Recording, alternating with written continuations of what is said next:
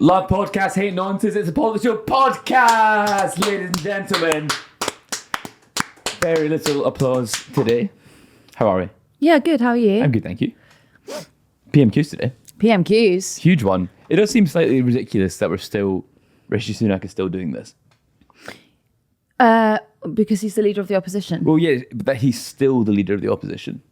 It seems to be dragging on and on and on.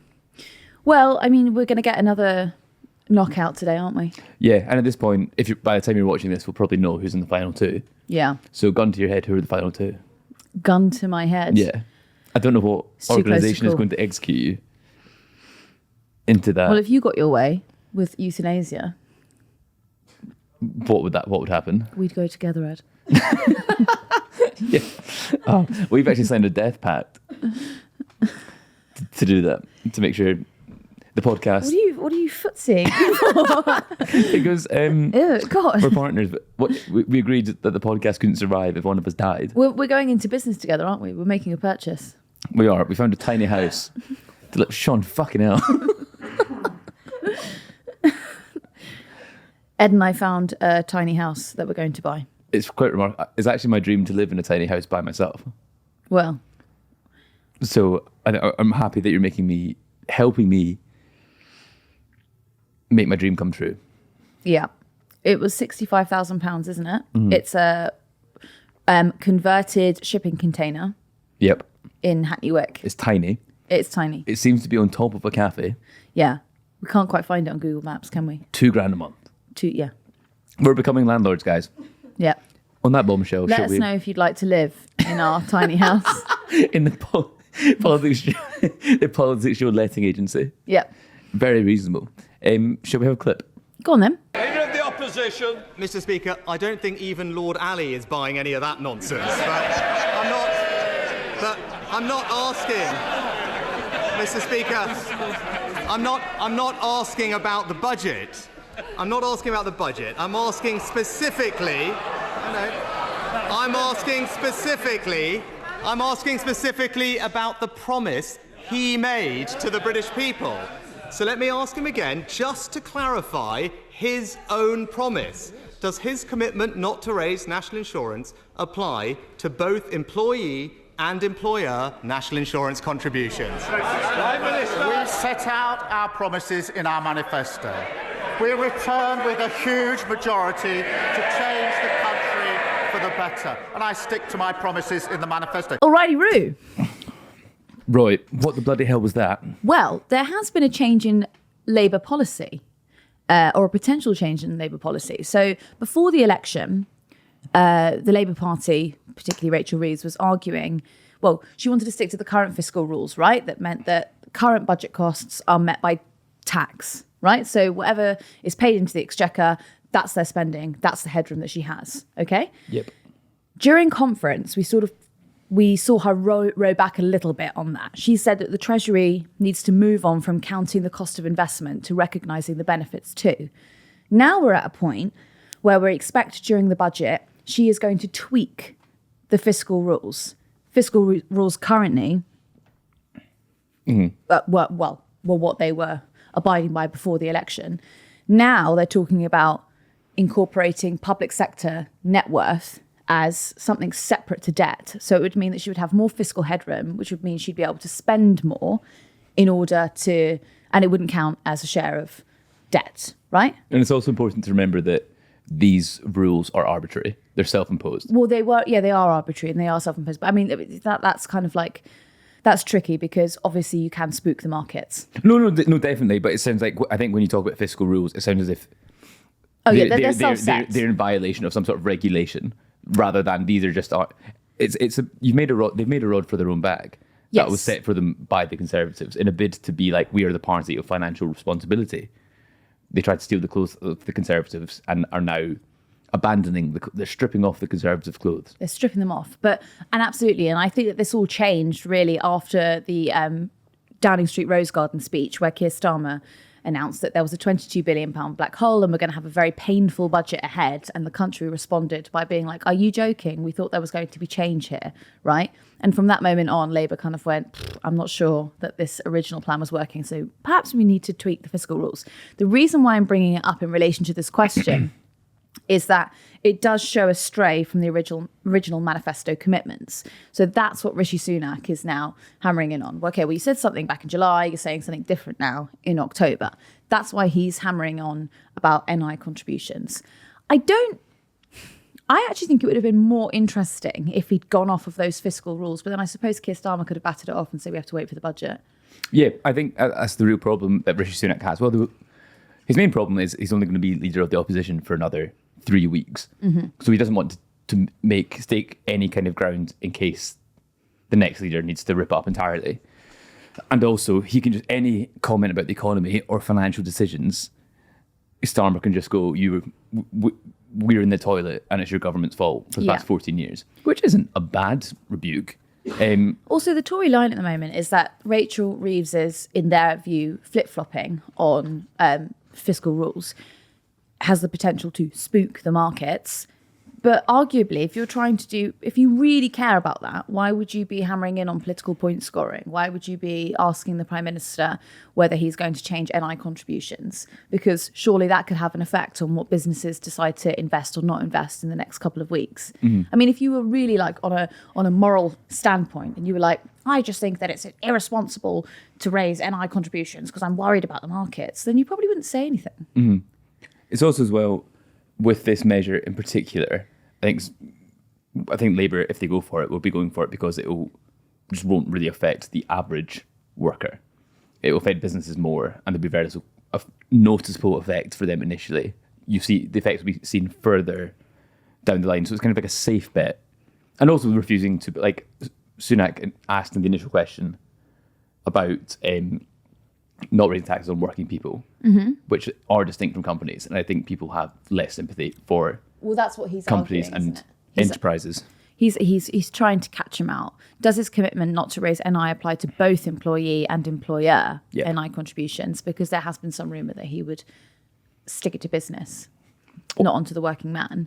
He's trying to catch him out, right? Because Starmer's got this big investment summit coming up, where I think it's 100 CEOs will travel to the capital. Is it in the capital? Well, anyway, they're going to all meet up and they're talking about Labour's plan for business. It would be probably good for Sunak, I suppose, if he could land a little punch before that, get businesses to turn against Labour. But I mean, all of it is so inconsequential, really, isn't it? Because if you do make Labour fall out with business ahead of that meeting, what gain is there to the Conservative Party? They're winning now. Well, then, but because businesses are still, I mean, so the Conservative Party at the moment have this really big problem with donations, right? No one's wanting to donate to the party. And then that means that places like CCHQ are having to make huge job cuts because there's no money coming in, there's no cash flow. Something like this is not going to suddenly turn businesses back into donating to the Tory party because whether you're winning the argument or not, Labour are going to be in power for the next 5 years. And if you were a big business, why would you start to donate to the opposition, knowing that the Conservatives are never going to put forward a piece of legislation in Parliament and win? It's like the lame duck opposition. Lame duck. Oh, isn't that right, Albin? There was a really interesting piece about the Liberal Democrats the other day, and I think my friend John wrote it, possibly, about the Liberal Democrats seem to think that they're on this trajectory, that they're going to become one of the main two parties, right? But the leap between being the third party and the second party is actually dramatic. Yeah. It's huge. There's a gulf. No, massive. And also as well, they'd have to completely alter kind of the soul of the party. Like, they are all things to all people. And at a national level, that can be quite embarrassing. If you're the opposition and your local campaigners and councillors are just saying wildly different things because they're so entrenched on, and they just oppose planning wherever it is, and you're trying to encourage house building at a national level, they would be making another rod for their back. There's lots of rods for backs these days. Oh, Angela Rayner did a little bit of overriding today. Did she? Well, you know, we were promised that Angela Rayner, in her secondary role as Sec of State for Levelling Up and Housing, she would be able to override planning decisions made by local councils. Well, Ed. There has been this huge film studio that wants to be built. I think it's like £150 million or something like that worth of investment that would come to Buckinghamshire. And the council declined their application in May. And Angela Rayner has intervened and said, hey, that's going ahead, pal. That's not very growth of them. It's not a growth mindset of the council. I really struggle with some of the small-mindedness of local councils. I find it really hard. Like, what do you mean you're sitting in a meeting and like knocking down a potential Investment from your local area. Oh, God, it's agonizing. Yeah. It's so painful. Actually, my house might be loud. Yeah. It's even stuff like where I used to live. I'm still in the group chat for that. And Sick. Just because they're always fighting, so I'm never going to leave it. And they've been arguing about this footpath that's going to go from the station to the flats, right? Which really needs to be put in because, like, you have to do like a 20-minute walk rather than what could be like a 5-minute, if that, walk, yeah? And it would be so much safer because of where it is. And they just keep pushing it back and knocking it back. And like their reasons are so arbitrary. Is this the residents or the council? The residents, but Right. like they're lobbying the council. And you just go, why don't you stop it? Why don't you just shut up? Is the council knocking it back? Both. What is the possible downside The to council that? are actually split on it. Really? Yeah. And the local MP is really pushing for it. God, that just seems like a no-brainer. It is a no-brainer, especially when you consider that there's been huge amount of crime on the current route to the flats. For God's sake. But an astonishing amount of crime. And it's like, if you look it up on like the, ADT, they can show you like what crime in your local area. Like, it's just red. It's just a hot The spot. whole thing is just red. Do you think criminals consult that for areas to commit crime? It'd be a good business model. Do you think they're looking at it like, where can I get away with crime? Where are there plenty? But then you might think, oh no, someone's already got that patch. True. And there's a code, There is a code. Isn't there? an honour code, On a code. amongst violent criminals. Shall we the next clip? Go on. Mr. Speaker, on debt, we left them the second lowest debt in the G7, Mr. Speaker. And as the Institute of Fiscal Studies have said, with Order. I will hear the Leader of the Opposition. Mr. Speaker, as the Institute of Fiscal Studies have said, it's hard to escape the suspicion that the government is attracted to this change because it would allow for significantly more borrowing. Now, his Chancellor previously said that this change, and I quote her words, would be fiddling the figures. So it is a simple question: does he still agree with the Chancellor? Prime Minister. I see us back to his old script. They've never had it so good. That didn't work so well at the election. Might be time to change that. So that's Sunak there addressing the potential change to the fiscal rules.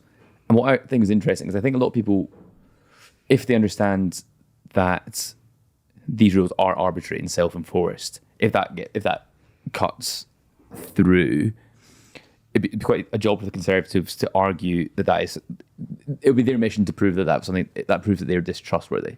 They were lying about their intention and they cannot be trusted at all. They have to be arguing about whether their actions are within the spirit of their commitments. What does he want here? Like, what's the plan? Because what he's saying is, we left you with the second lowest debt in the G7, right? Yep. But then he also says, you can't borrow any more cash.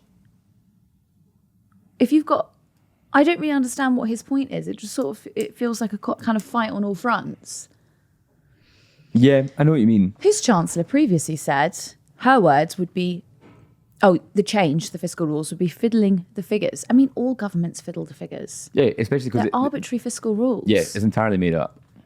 I really like I quite like the idea of having public investment separate from debt. So you'd be able to count things the government owns, like roads, schools, huge pieces of infrastructure. That would count as like an investment scheme. That to me seems really logical. Yeah. Because it also incentivizes a government to keep up those things, right? Because otherwise you're losing investment. Yeah, there was something about the trams in Edinburgh. There was an article in the Scottish press about how much money they have made or haven't made. And someone made the point, well, how much money has this motorway bypass made? It's still an important piece of infrastructure to have. So it's not everything can be cash making. Well, especially when you look toward like kind of GB Energy, like the big plan that they want to implement is building reserves. So, at the moment you can't store energy, and that's, well, it's pretty bad because it means that you're constantly having to buy it in, and you're having to buy it in on emergency prices, and those prices are obviously a lot higher. Yeah. It's just simple market forces there. Absolutely, it's the invisible hand. It's the invisible hand. Honestly, and can you get that off of me? Should we have the There's next? no point in showing your hands. It's the invisible hand. Oh yeah, shit. But it's so logical to want to invest in a store because yes, that would cost a lot of money. Yes, you would have to borrow to create those stores for energy. But long term, you've had the Conservatives going on about headwinds because of the war in Ukraine for God knows how long. We're potentially going to go to war with Iran. And listen, pals, if we're at war with all of the Middle East, the oil's going to get more expensive, right? Yeah. Anyway. Something that you should consider. I watched TLDR this morning. No. Speaking of wars, shall we have the next clip? Yeah. David. Well, I'm disappointed about the youth mobility scheme. Maybe we can come back to that. But he's right to say one of the many problems for our economy coming from the dreadful Brexit deal was the red tape that's been put on businesses. Now, there are many examples of that, Mr. Speaker, but a new example came to me earlier this week, and it affects fishermen in the Falklands, who are otherwise having to pay huge amounts in tariffs to be able to sell to be able to sell their produce into the European market or sail under a Spanish flag. So when the Prime Minister renegotiates the trade deal, can you remember the overseas territories?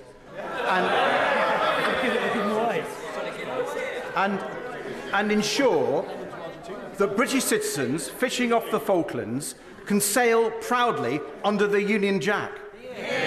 Prime Minister. My uncle nearly lost his life when his ship was torpedoed defending the Falklands. They are British and they will remain British. And sovereignty in Gibraltar is equally not to be negotiated. Of course, we will do everything we can to make it easier for all businesses to trade more freely so that we can grow our economy. I'm very, very clear about the Falklands. It's personal to me. That's good stuff, isn't it? Just a full-throated claiming that the Falklands are British.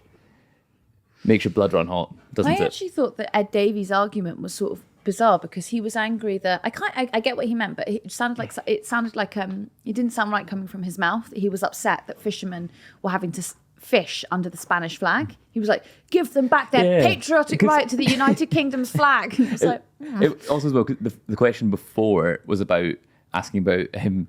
A European youth mobility scheme. Yeah. I'm really disappointed that you will not be committing to that. Anyway, yeah, Falklands are British. Because his big thing is that we are European, right? Yep. He's like, we are Europe. But I suppose you can have two thoughts. Not when we fish. You can have two thoughts.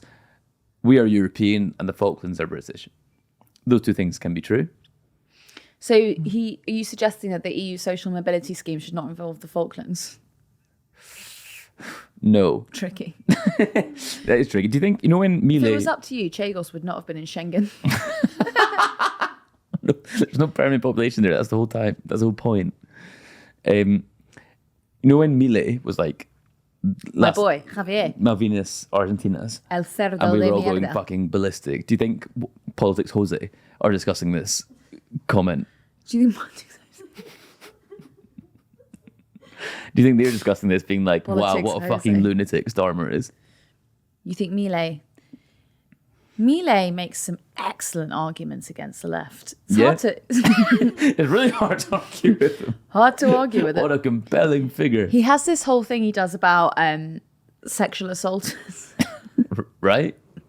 And he's like, a man will sexually assault your wife and then he'll put on a scarf and then he'll go out and campaign pro-abortion. What's his point? Well, the left is like, you can't trust anyone on the left. They're just masking right for their crimes. I don't agree with him. It's interesting. I didn't say you had to agree with him. I'm No, just telling you what he said. I know, but I'm letting them know that I don't agree. They were suspicious that I was agreeing with Mile. Where do you stand on abortion? Oh, there's good arguments on all sides. Anyway. Okay, Ed hasn't decided yet if he's going to sleep with your wife. He'll come back to you. It's interesting. Starmer has a real tick of making, if he is in some way related to something, he really emphasises it. There's so many issues that are personal to him. Yeah. Like the Falklands are now personal to him. Yeah. You know, it's like kind of like when like the girl in your class at school would cry over 9/11 and you'd be like, all right. No. Do they do that? I had a girl in my class at school who used to cry about 9/11. Often. I think because she'd been to New York once. Do you remember when Notre Dame went on fire? And What a time that was. And lots of people posted on Instagram about it. There's this one guy. Oh, I hated him. An old colleague of mine. I could not stand this person. Right. He was just insufferable. He used to say things like, I actually paid off my student loan the moment that I finished university. I just did it with my first year's wages. It's like, okay, your parents paid for it. Yeah. Like, that's fine. Anyway, he was just a very difficult person. I think that's my mum phoning me to ask me if I'm serious that I'm going to buy that. That I'm going to buy that shack. That lodge, yeah. Anyway, he put up this post after the Notre Dame thing and was literally like, I'm crying my eyes out. And I was like, this is so you. That is. There was someone I know posted on Instagram. It was like, I don't think it was a photo they'd taken. I think it was like a Google Images photo of Notre Dame. And then like whatever the saddest song from the Hunchback of Notre Dame is. Yes! And I was like, that is twee. Why are we twee posting Great about Notre film, Dame? Hunchback of Notre Dame. I've not seen it in years. When you actually, we watched it, like my friendship group, when we went to Paris earlier this year, because we were having a night in. Because And it's we were the like, epitome of French we were cinema. like, let's watch the Hunchback of Notre Dame. Because we're looking for some French new wave cinema. We'd been out all day and night, came home quite tipsy. We should just watch that. Anyway, the scenes with like Esmeralda and what's the villain called? Oz. I don't know, actually. I'm guessing. Frollo, that's it. Frollo. They are nuts. Really? Like, he's like... Why are they so nuts? It's extremely sexual. Oh, God, really? Yeah, it's crazy. In a children's film? In a children's film. That is woke gone mad, I'm afraid. We actually went, oh. Oh, goodness. I do like when you're shocked by a piece of media. Huh? I like when what a stupid thing to say about fucking consuming art. I like when art affects you. That's what I said. It was like literally like it was borderline Last Tango in Paris. I don't know what that is. I've never seen it. Marlon Brando. Oh. There's this famous butter scene, which, by the way, she didn't know about Oh, is that when? before it happened. Yeah, Is that when he like raped the actress? with a stick of butter. Holy yeah, shit! Okay. and cool. so her reaction in the film is real. She's like, Ooh. yeah. It's horrific. That is horrific. Yeah. Anyway, should we continue with our light podcast? Another clip. Yes. For Leicester. The Prime Minister's decision to impose VAT on independent schools strips hard-working families of the choice for what is best for their children, while risking job losses for teachers, increasing class sizes, and squeezing state school resources to their absolute limit. With these impending threats, what actions is the Prime Minister taking to mitigate these effects if he is not undertaking an impact assessment to understand them? Look, I do understand that many parents across the country save hard to be able to send their children to private school because they have aspiration for their children. So does every parent who sends their children to a state school. And the problem we have is we don't have enough teachers in key subjects in our state secondary school. Now, the party opposite may be prepared to tolerate that. I'm not. And that's why we've made this change to fund 6,500 teachers. And they chunter on. But they have to answer the question, which none of them are answering. If they're not going to make this change, are they going to leave our state secondaries without the teachers they need? Or are they going to cut the education budget by £1.5 billion? Which is it? I think this is the issue on which Starmer is consistently best on. Why do you think that? I think he exposes the arguments a lot of people make in favour of private schools by kind of just common sense. Like, these measures are popular, vastly popular.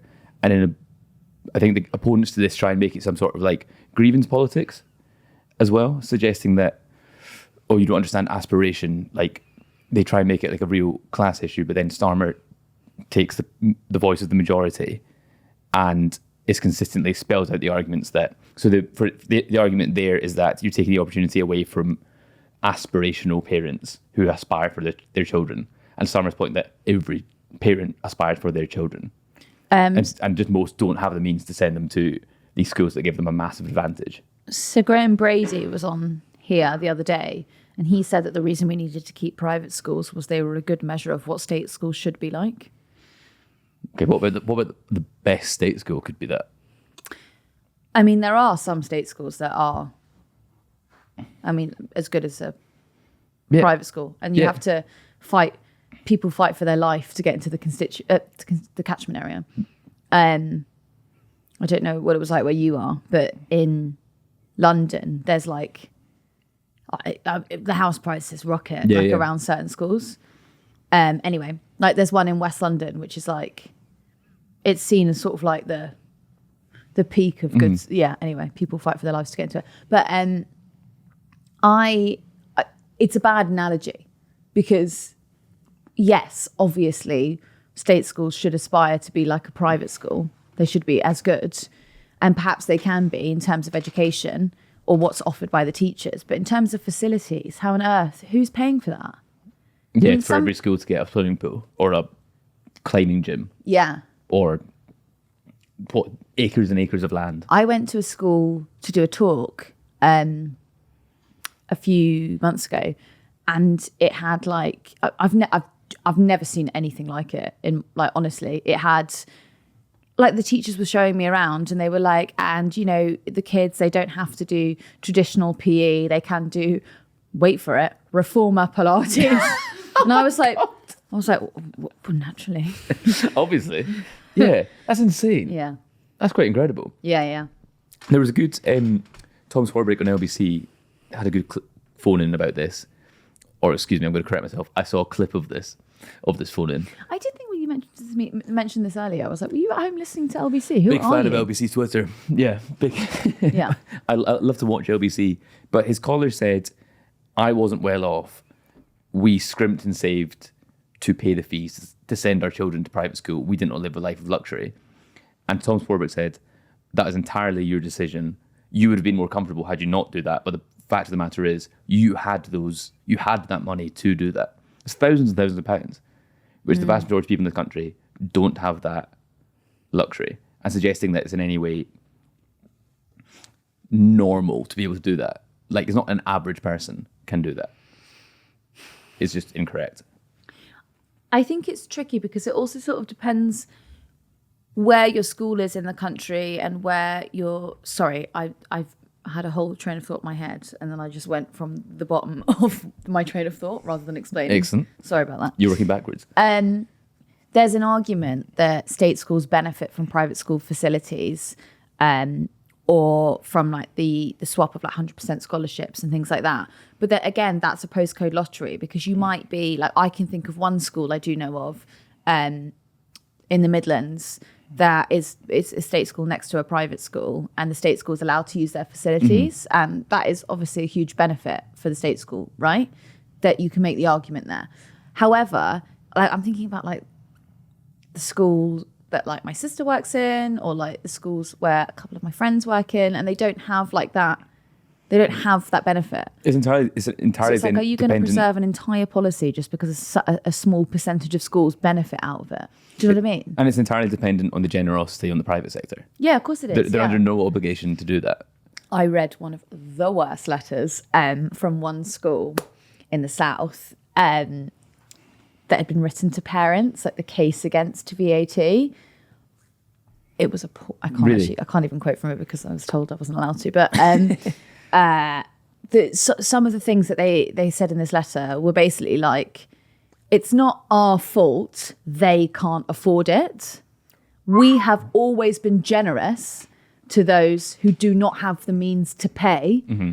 And then they named a couple of students who were at their school full scholarship. That must be against GDPR. surely. I think this is why I'm not allowed to quote the letter. Yes. I think it was realised. Also, as well, I'm curious about, you read about every time like Oxbridge's admissions statistics come out, and fewer private school pupils make up the proportion of people from private schools attending Oxbridge is going down. So I think we might get to a point in where you're saying what is actually the point of sending your child to a private school if they're not getting that. Well, I don't that think route it's straight into I think Oxbridge or university. it's not for the exceptionals, right? It's for the sort of middling children who might get lost if they were in a class of 35, the average students, right? Mm-hmm. But who might be excellent at art or excellent at music or something like that. Those are the sort of children that's where the gap in attainment is between private and state schools. Yeah. Because if you're average at a state school, then you quite plausibly get lost in the source.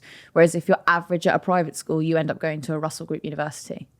Do you know what I'm saying? I suppose the converse for that is that's not where you should be necessarily. It's like a lot of these schools are just result factories. I'm not advocating for that. No, I know you're not, but I'm just giving the converse argument. I'm saying, like, I don't think it's the Oxbridge argument. I think it's actually the Russell Group argument. But then you're forced, say you are not very academic and you are in that environment and you're forced into a university studying something you don't particularly want to study, you're struggling, when you could have been better served doing an apprenticeship or something vocational, which the school would not encourage you to do because they can't put that on their prospectus. Yeah, they like it. They want to say 100% of students at Redbrick universities this year or whatever.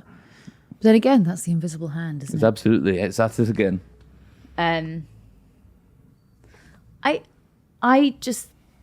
I think that we've got a real crisis in education at the moment. Mm-hmm. I think some of the things that my family or my friends tell me about working in schools, I mean, it really is quite dire. Yeah. And I think that, so like particularly like some of my family who work in GCSE and sixth form, because they're really results based, all of their performance review. And so it basically just means that like they either work themselves to the bone to get these kids through because none of the support is there anymore. And like it's even stuff like they don't have access to like enough textbooks, or like if the exam, like one of the things my friends were telling me about was that the exam regulator changed like or updated the textbook, the school couldn't afford it. Oof. And so she basically was like, I'm having to like buy my own copy, photocopy it and hand that out to kids. Yeah. It's stuff like that. The burden that's just they put on unfair. teachers is quite incredible. The burden on teachers is honestly, I think anyone who's got a family member or friend who works in teaching, your blood boils when they say, they get the whole summer off. It's like, they work like animals. Stupidly hard. Also, they don't get paid in the summer, importantly. Yeah, and they also it's just stressful. Yeah. As well. My old flatmate, well, he's given up teaching. He would have, it would be like an in-service day, but it was at home. It was like he'd work from home like once every 3 months, and he was it was like he would like have like a celebration. He'd go out and buy his old lunch from like the Italian deli right down the street because he was so pleased to not be in that environment and just be like working with us from home. It was stressful. He was not happy. Yeah. Well, a lot of teachers are leaving earlier now, aren't they? Yeah. And it's not a money thing. It's not like your personal salary. Yeah. It's a funding of the school. Mm-hmm. But like even the model of it in some councils is so broken because you're allocated money per pupil. So if you've got a low birth year, you get less money. But that doesn't mean that because you've got a couple of less kids that certain facilities don't need upgrading or certain, It doesn't mean you don't need like the wiggly scissors or something like that. I couldn't have done GCSE history without the wiggly scissors, and I'm not joking. What on earth were you using them for? I don't know, just sort of like, I think, just, pride in my exercise book. What were you doing to your exercise book? Well, I couldn't learn about, like the Cold War. Unless you cut up your notes afterwards with wiggly scissors. I don't know how I was expected to understand the white and red famine without wiggly scissors. You still haven't explained what you were using the scissors for. Decoration. And that was the bulk of your GCSE history experience. Did you do well? Yeah, I did, yeah. Excellent. Yeah. And it was all down to the wiggly scissors? Huh? It was all down to the scissors? I would say so. Yeah. Not your teacher? No. I was very arrogant at GCSE level. Really? Yeah. What did that look like? Well, getting suspended quite a lot. Oh, that's So, sick. A lot of it was independent study. I actually taught myself. As a former teacher myself. No, I never got actually suspended, just internally. What does that actually look like? Like you'd sit in the deputy head's office Oofed. in the corner doing your work. God. Yeah.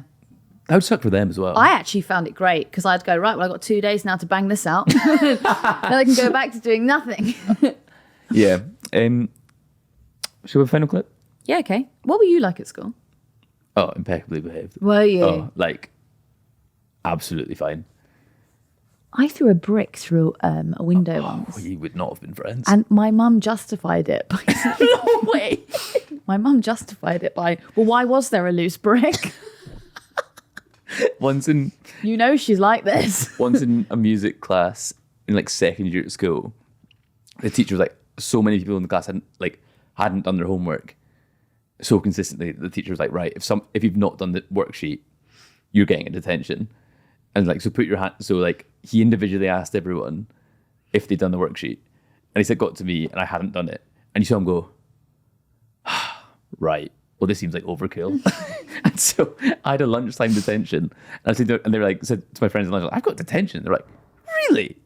And so I went to the music room. Little dog. I went to the music room, walked in, and he was like, he was like, after 5 minutes, he was like, well, this is pointless, isn't it? And let me go. So You just made a genuine mistake. Yeah, but he was like, I got caught up in the net of punishment was so wide. I got caught up in it as well. In fairness, I hadn't done it, but not through any. I'd never not done my work. Yeah. But I think the bulk of the trouble I got in was because my mum wouldn't buy me a new school skirt, and I grew really quickly in a really short amount of time. Right. And so I always used to get like a Audmark, they were called. Oh yeah. For we only had them in primary school. because I would refuse to roll my skirt down, but it wasn't rolled up. Okay. So that was the bulk of my telling off. No. Well, and the rock thing. And then the other time that we turned all the gas on in the science Well, that was. room. I'm not on your side for that. Yeah, but it was really fun. What was your aim? One thing I wasn't involved with was actually, they were like, we're going to call the police. By the way, I'm just saying, I got blamed for this. And then my alibi, I wasn't even at school that day. But someone set off a fire extinguisher. And then it got into people's eyes. Oh my God. And yeah, the school was like, we're going to phone the police. There was a guy in my school who I think in hindsight had like just really severe behavioural issues. Just should not have been in that environment, like a mainstream education environment at all, basically. Right. He was like, he got expelled because he brought a bottle of vodka in to school at the age of, I want to say 12 or 13. What? Drank the entire thing and was just like, so ill for the rest of the day. And I think the school were like, okay, we actually can't, this is not the right environment for him. Why did he do that? Someone said there'd been a party or something where like the cool kids have been drinking, and he was like, that's lame. And they were like, you can't even handle booze. And he was like, well, I'll show you. Yeah, I'll show you. I'll show you. I'm going to drink a litre of vodka. At school. As a child. But why at school? To show them.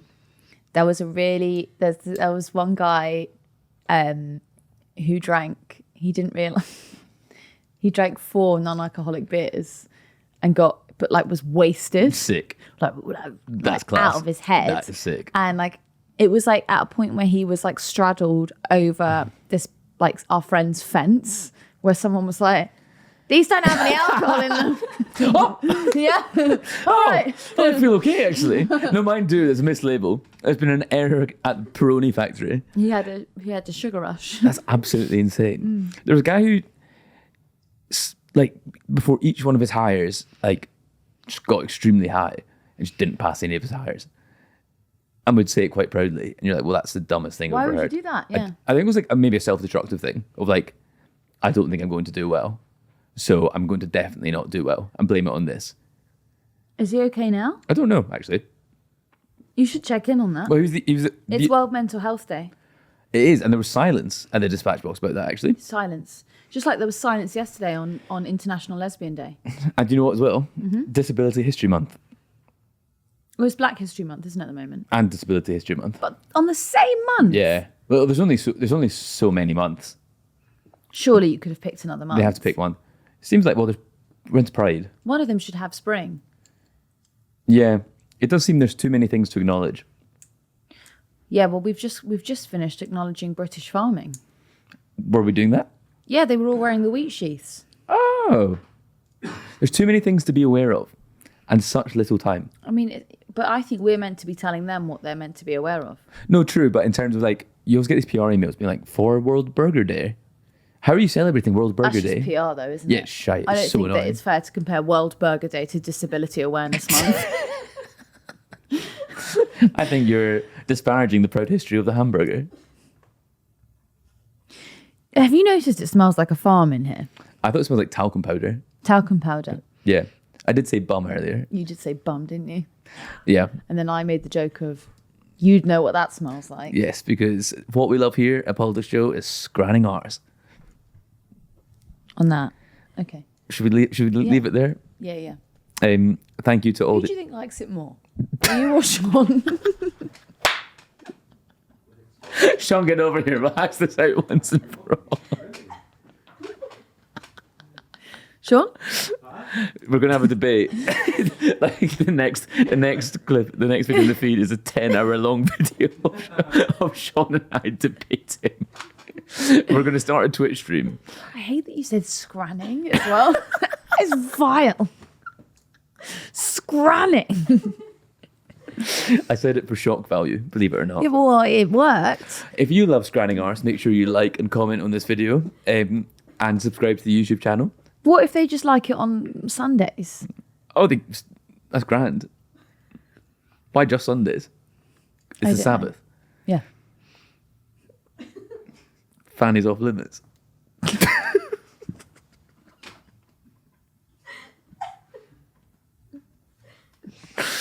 Oh. If you think Fanny's never off limits, then make sure to like and subscribe to the Politics. Six circles right back to what Javier Milei was saying. Yeah, and make sure to Ed join Campbell thought Fanny was never off limits, so now he became a leftist. A leftist says, make sure you come and see us on the PoliticsJOE subreddit. We're always hanging out. Use your invisible hand. Use the invisible hand. Should we ask that person who posted about Boris Johnson mentioning me? What was that? Yeah, what are you talking about? You made me listen to the entire interview. And he doesn't like listening to anything. you made me listen to content about politics, which I hate doing. Yeah. Also, there's going to be a bonus episode. Yes. So if you want to know what's in the Employment Rights Bill tomorrow, yes, that'll be out from midnight. Yes. We're going to tell you exactly what's in it. Yes. Yeah. So instead of like politics with, oh, I shouldn't slander another podcast. Probably should I? not. Yeah, thanks everyone for listening, and we will see you next time. Bye. Bye.